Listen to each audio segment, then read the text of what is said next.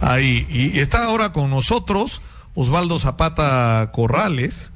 Él es coronel en retiro del ejército peruano y ha sido compañero de promoción de Ollanta Humala. Y además, supuestamente, ¿cómo es esta? Acá estoy viendo que hasta un libro ha escrito Osvaldo usted sobre su relación con Ollanta Humala. Sí, precisamente, buenos días, Nicolás, y buenos días a todo el país. Gracias por la invitación.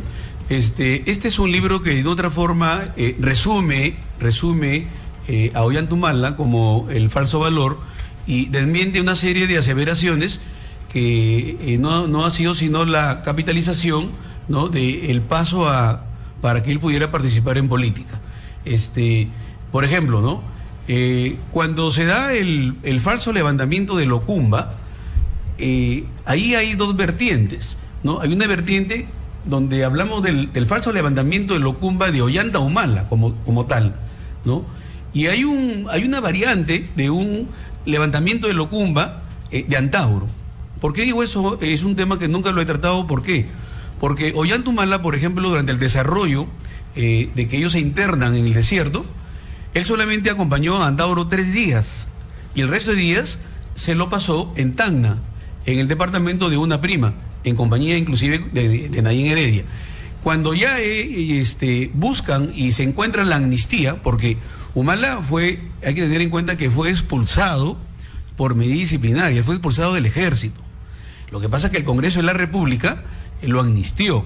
Entonces, cuando ya se conoce de que iba a haber la amnistía, es que él regresa, por llamarlo así, al campo de batalla donde se encontraba Antauro Humala y retoma, se echa un poco de polvo a la cara y retoma como si nada hubiera pasado. Pero así de cruda es la historia, o sea, así o sea, fue una pantalla, digamos. Se lo pueden preguntar al mismo Antauro Humala, porque él es el que él aprovecha esa condición precisamente. O sea, yo puedo, hasta donde yo lo he conocido, lo he entrevistado muchas veces en la radio, hace años tuve un periodo en la radio y lo he entrevistado, yo he conversado con él, con Antauro Humala, y yo puedo creer que Antauro se indigna con Montesinos y organiza una rebelión, pero lo que se dijo en ese momento era que acá había una conspiración para crear una cobertura para que Vladimiro Montesinos pudiera simultáneamente salir del país. ¿Eso ocurrió realmente? Es correcto, eso es correcto.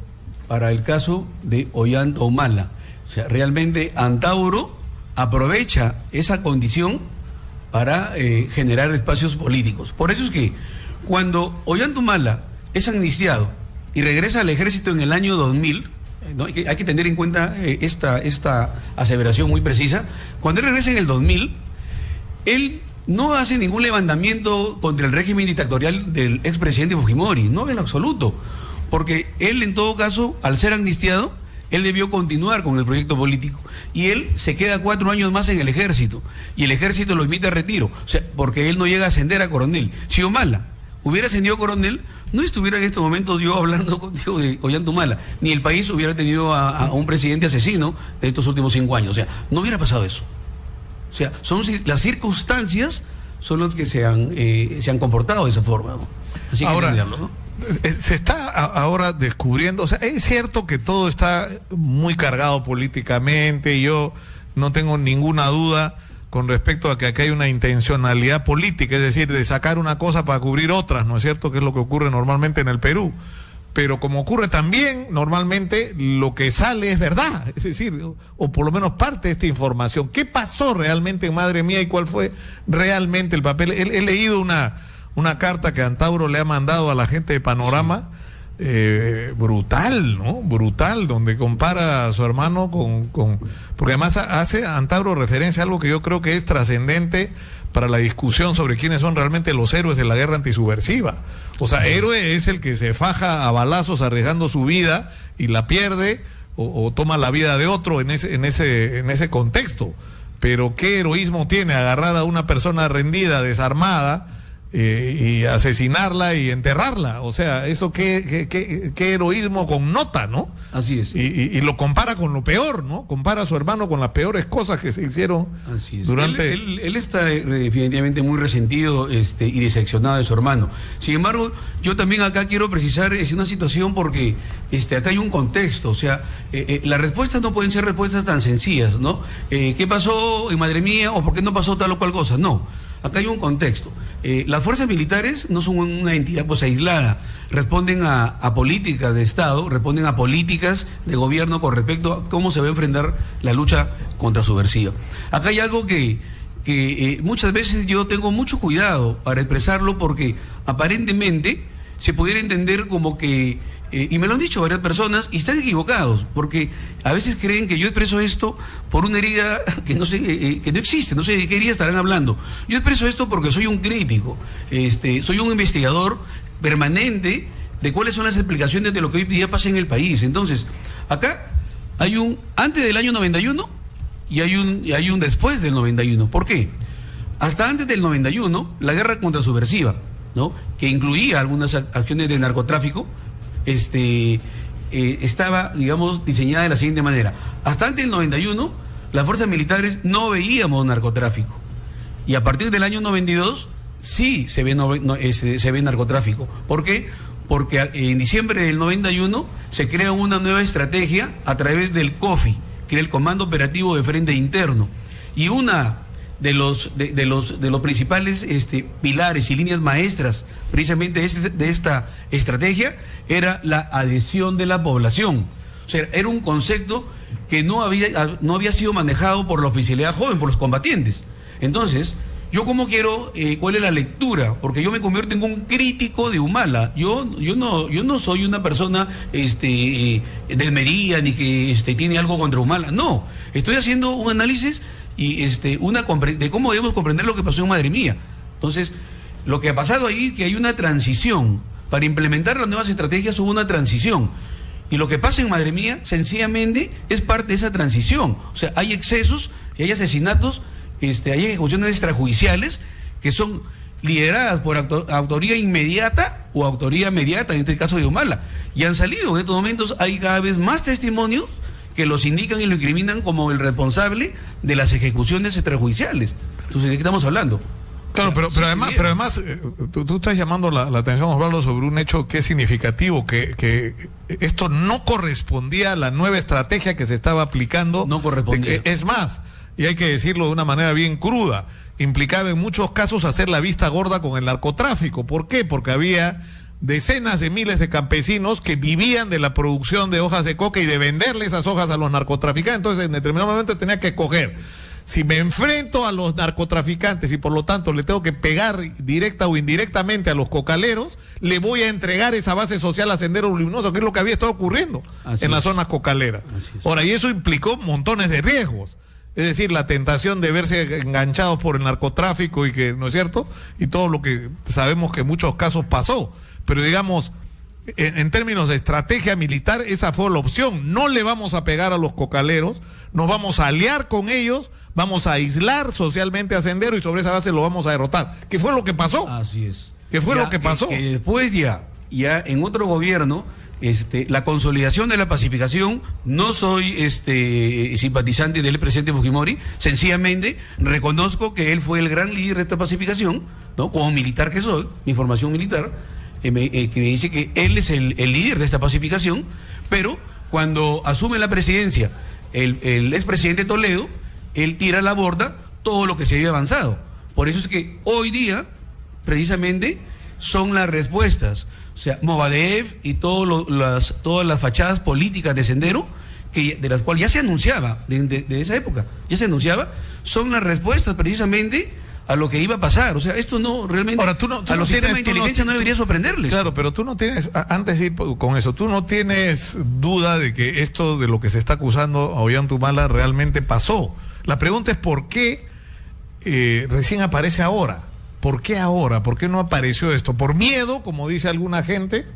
Bueno, en la lectura personal, que yo lo vi, por ejemplo, cuando aparecen los audios, precisamente en la campaña electoral y específicamente cuando él ya era electo, estos audios que habían sido administrados, manipulados por el grupo Constelación. Acá hay una explicación muy sencilla. O sea, ¿por qué no son alcanzados, por ejemplo, a las autoridades del gobierno saliente, en este caso al expresidente García? Porque sencillamente ese es un patrón conductual. Entonces, para un militar, para un policía, más rinde un presidente electo, un presidente entrante, que un presidente saliente.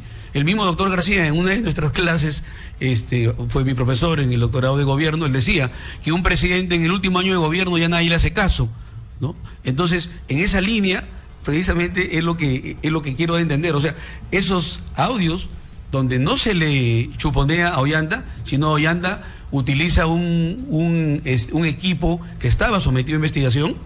Entonces, eso tranquilamente ha tenido que haber sido negociado, definitivamente, para que las cosas estén mueran ahí, o por lo menos, claro, porque evidentemente hay una discusión ahí que resulta razonable, ¿no? O sea, una objeción razonable, es decir, supuestamente se ordena chuponear a los congresistas cocaleros vinculados con Artemio, ¿no es cierto? Y termina siendo chuponeado Ollanta Humala y Nadine Heredia y la gente de su entorno. Ahora, y que esto podía ser considerado casi una conspiración porque había gente que no quería que Ollanta llegara a la presidencia por el tipo de programa que promovía.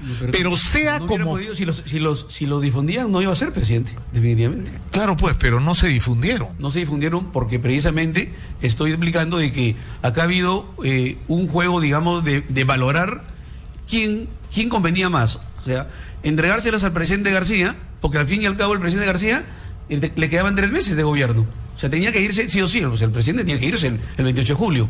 En cambio, el otro era un presidente entrante, con quien uno sí se puede poner a disposición y comenzar, digamos, a proyectar ciertas conveniencias, de repente hasta personales, ¿no? Increíble. Ahora es bien complicado lo que está enfrentando Ollanta Humala, porque esas acusaciones ya están siendo acreditadas, pese a que resultan autoinculpatorias, que es una cosa bien loca, ¿no? Gente que diga, sí, pues yo maté, pero Ollanta fue el que ordenó. O sea, algunos de ellos eran menores de edad en ese momento y probablemente eso sea un atenuante, pero hay otros que no eran menores de edad y que van a tener que asumir la responsabilidad penal por esta autoinculpación. Por ¿no? eso que yo creo que definitivamente, eso lo converso inclusive con colegas, camaradas de armas de grados altos, generales, coroneles, que conversamos casualmente en mis intervenciones, y yo les digo, nosotros no podemos tapar el sol con un dedo. Nosotros tenemos que reconocer, hacer un examen realmente de conciencia, qué cosa pasó realmente en el periodo de la guerra subversiva. Y precisamente, si nosotros no hubiéramos hecho eso, no se hubiera dado esa redirección en las estrategias. Hubiéramos seguido mal, porque la guerra subversiva, así yo puedo... No, con esa estrategia del ojo por ojo, perdiendo. El ojo por ojo y el diente perdiente. Por eso es que a mí me llama la atención que se pongan las medallas y que hoy, es decir, ¿en qué consistía el heroísmo de Miguel Grau? En que se fajaba en la batalla y que respetaba al rendido, ha rescatado el agua, ¿no? Le manda la carta a la viuda de Prat. O sea, era no solamente un héroe en el sentido de su comportamiento en el campo de batalla, sino por su caballerosidad con el enemigo vencido. O sea, eso es el símbolo del heroísmo de Miguel Grau. Entonces, ¿qué tiene que ver con el heroísmo el llegar a un lugar, agarrar a gente desarmada, pasarlas a cuchillo o a balazos y ahí decir yo soy un héroe de la guerra contra su... No fue con esa estrategia que se ganó la guerra. No, con esa estrategia la perdíamos. Porque multiplicábamos las víctimas y los familiares de la gente que no tenían... Yo he sido testigo de eso como reportero, ¿ah? Yo he visto gente que no tenía nada que ver con Sendero Luminoso, a quien le habían matado un familiar y que ahí Sendero los enganchaba con el comité de familiares y los empezaban a leccionar, a adoctrinar, y terminaban militantes y matando gente. O sea, esa gente que hacía 3 años no tenía nada que ver con Sendero Luminoso. O sea, era contraproducente esa estrategia. Así es. Hasta que se cambió. Hasta que se cambió por la inteligencia, por un lado, y el ganar la base social de los campesinos. Exactamente, ¿no? Por eso es que yo, al margen, digamos, de quienes hayan estado en el gobierno, si el sistema de inteligencia fue prostituido por Vladimiro Montesinos, ese es otro tema que también se puede tocar. Estamos hablando del sistema como tal, como sistema. Es como hoy día. Hoy día, por ejemplo, el sistema de inteligencia nacional está paralizado. No, la Dirección Nacional de Inteligencia no hace nada. No provee información precisamente para el elemento decisor. No, y por eso suceden estas cosas. Mire, por ejemplo, en el sector defensa. En estos momentos hay una inoperancia absoluta. Tenemos la secretaria general, está investigada. Tenemos el puesto de viceministro de Recursos encargado. No tenemos jefe de INDECI, han cambiado la función de la gente, casi no sabe que el CENEPRED, por ejemplo, ahora, que es el centro de estimación, que ve la estimación y la prevención, porque INDECI ve la capacidad de respuesta. Sin embargo, vemos de que no explican bien inclusive los centros de operaciones de emergencia, hay varios niveles. Por ejemplo, el COEN, que es el nacional, debió ser administrado por INDECI. Pero no, lo administra el ministro de Defensa, cuando él debería administrar su centro de operaciones sectorial. Entonces, ¿qué se quería acá? Hay un cálculo político, se aprovecha precisamente o sea, por esta desgracia, en el campo político, se ha ganado la aprobación, por ejemplo, se incrementó la aprobación del presidente, y sin embargo, en estos momentos en Piura, me llaman mis paisanos piuranos, yo soy piurano, no te imaginas la cantidad de gente que está con dengue. Sí, pues eso es un tema, aunque la ministra salió a decir que ya todo está más o menos resuelto y está declinando. El gobernador dengue, Hills le ha hecho en su cara. Le ha enmendado la plana. Nada. Bueno, terminamos por el día de hoy.